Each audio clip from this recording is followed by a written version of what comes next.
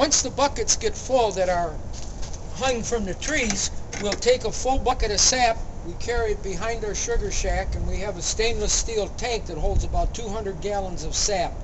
We'll take the full bucket of sap, we'll pour it through the funnel, which has a filter in it, into our tank. It's going to take quite a few buckets to fill this tank, but we can usually get it done. Then there's a pipe under the tank that goes into the sugar shack, and we'll go in there and see what happens next. Okay, now we're inside the sugar shack. That pipe that we mentioned a few minutes ago, coming from the tank, goes right through the wall to this valve and into our machine, which is called an evaporator. That's what turns the sap into syrup. This evaporator will hold approximately 40 gallons of sap.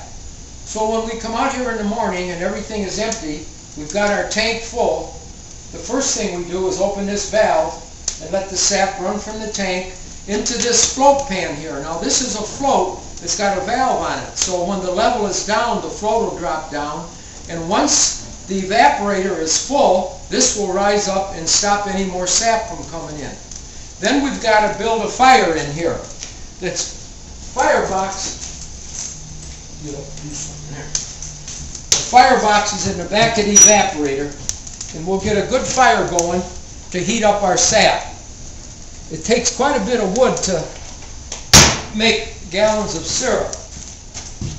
Once the evaporator is full and the fire is built, the sap will start heating up, and the water that's in the sap will evaporate out, and we'll save the sugar. Now water makes up 97% of the sap. Pure maple syrup is 66% sugar and the rest water. So what we're trying to do here is get rid of the water, save the sugar, and turn it into syrup. Now up front here, you can't probably see it, but it's bubbling and foaming because we're getting a lot of evaporation. There's flues that go right down into the fire in the front half of the evaporator, so it's catching the majority of the heat. Most of the evaporation is going to take place here. Then it'll go by gravity to the rear of the evaporator, and this is where we're going to have our concentration of syrup. So this has been cooking a while, and you can see it's getting pretty dark now. We want to get 66%, I said, and the way we tell that is by temperature. We've got a temperature gauge on the side of the evaporator in this last flue. We want to go 7 degrees higher than the boiling point of water, 219 degrees. When that temperature gauge has reached 219 degrees, we've got to do one more test. We have an instrument called a hydrometer. It doesn't measure temperature, it measures specific gravity or density. So we'll take the syrup, put it in a hydrometer, then we'll drop this tube in there. Now when it floats, it's not floating yet, so we're not quite at the right density. But when it's pure maple syrup, it'll float right here at this red line, this top red line.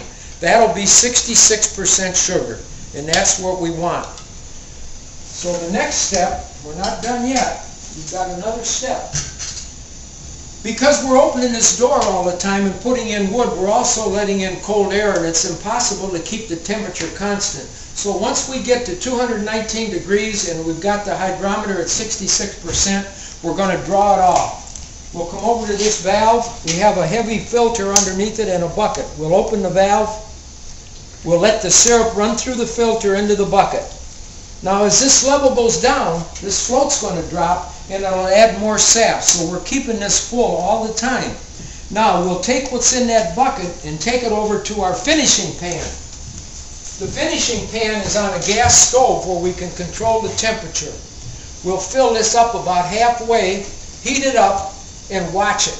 And when it foams up, it'll foam up instantly. When it foams up, we know we've got pure maple syrup. At that point, we'll take a